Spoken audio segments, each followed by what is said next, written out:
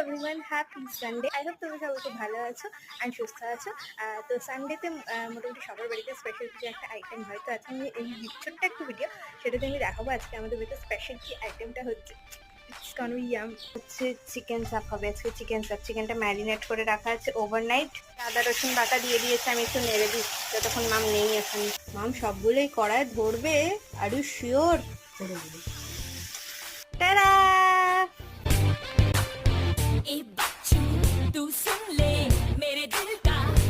বাড়িতে তৈরি গরম বাটার নান,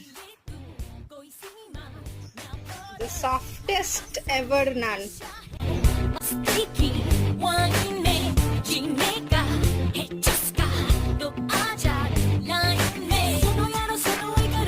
নরম তুলতুলে নানটা হয়েছে, সেই সঙ্গে মাংসটাও।